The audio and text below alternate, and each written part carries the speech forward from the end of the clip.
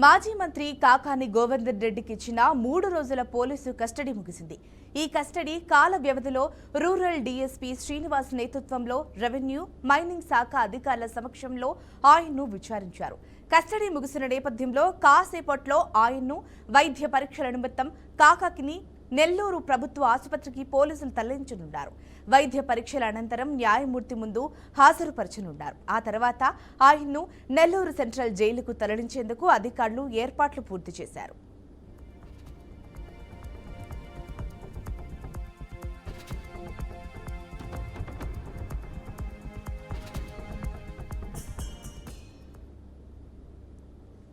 ఇక ఇదే అంశానికి సంబంధించి మరింత సమాచారం మా ప్రతినిధి సాగర్ అందిస్తారు. చెప్పండి సాగర్.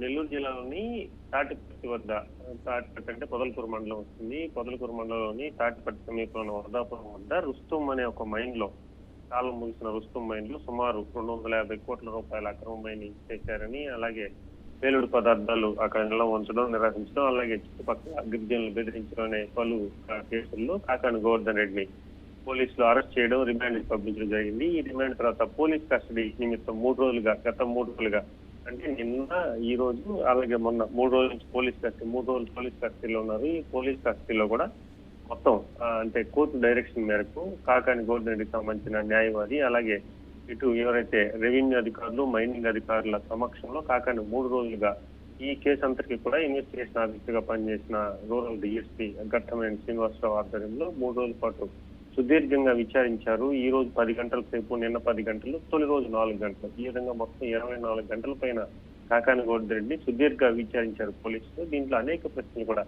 40 నుంచి 70 పైన ప్రశ్నలు అయితే వేసినట్టు మనకు తెలుస్తుంది. ఈ ప్రశ్నల్లో మొత్తం మీద కాకాని గోవర్ధన్ రెడ్డి ఎన్ని ప్రశ్నలకు సమాధానం చెప్పారు, పోలీసులు అనుకున్న దానికి కాకాని సమాధానం ఇచ్చారా లేదా, లేదంటే అసలు ఈ 250 కోట్ల రూపాయలకు సంబంధించి అవినీతి ఎక్కడ జరిగింది, ఏ రూపేణా జరిగింది, ఇప్పులని ఎక్కడెక్కడ చేతులు మారాయి అని చెప్పి ఇప్పటికే పోలీసులు కొంత సమాచారం సేకరించి ఆ సమాచారాన్ని కాకాని ముందు పెట్టినట్టు కూడా తెలుస్తుంది. ఈ సమాచారం కాకాని కొన్ని ప్రశ్నలకి మాక్సిమం ఎక్కువ ప్రశ్నలకు కానీ తనకు తెలియదని, లేదంటే గుర్తులేదని మాత్రమే సమాధానం చెప్పినట్టు కొంత సమాచారం మనకు తెలుస్తుంది. ఈ నేపథ్యంలో కాకాని పోలీస్ కస్టడీ 5 గంటలకి ముగిసిన ముందుగానే అన్ని కోర్టు డైరెక్షన్ మేరకు కస్టడీ ముగిసిన అనంతరం కూడా నేరుగా కూడా నెల్లూరులోని ప్రభుత్వ వైద్యశాలకు తీసుకెళ్లి అక్కడ వైద్య పరీక్షలన్నీ కూడా పూర్తి నిమిత్తం తిరిగి నెల్లూరు సెంట్రల్ జైలుకి పంపించే అవకాశం ఉంది.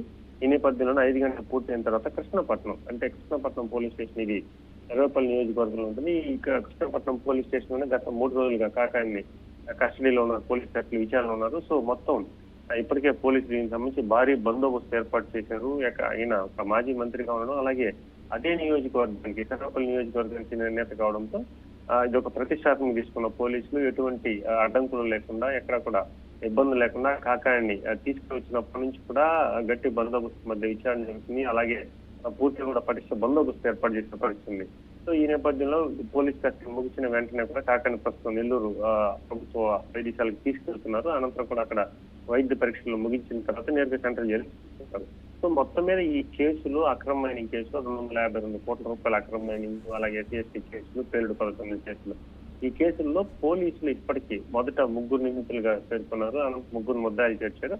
అనంతరం ఈ కేసులో సుమారు 21 మంది వరకు చేరారు. ఇప్పుడు దీనికి సంబంధించి నిన్ననే ఒక 3కి మాత్రం దీంట్లో A6, A7 ఇంకొక మరొక వ్యక్తికి కూడా హైకోర్టు బెయిల్ మంజూరు చేసింది. ఈ నేపథ్యంలో కాకాని ఇప్పటికీ బెయిల్ కి అప్లై చేసుకున్నారు హైకోర్టు. సో కొంత కాకానికి బెయిల్ వచ్చే అవకాశం ఉందని కూడా ఆయన తరఫున న్యాయవాదులు చెప్తున్న పరిస్థితి. మొత్తం మీద కాకాని ఎటువంటి సమాచారం ఇచ్చారు, ఈ సమాచారం మేరకు పోలీసులు ఏ విధంగా ముందుకెళ్తారు అంటే, ఈ మైనింగ్ కేసులో ప్రధానంగా వీళ్ళు 252 కోట్ల రూపాయల అక్రమ మైనింగ్, 60,000 మెట్రిక్ టన్నులు అక్రమ మైనింగ్ జరిగిందని చెప్పి మైనింగ్ అధికారులు ఇచ్చిన మేరకు ఇవన్నీ కూడా వాస్తవాలు ఎంత, నిజాలు ఎంత, ఇవన్నీ కూడా చాలా కీలకం కానున్నాయి ఈ కేసుకి.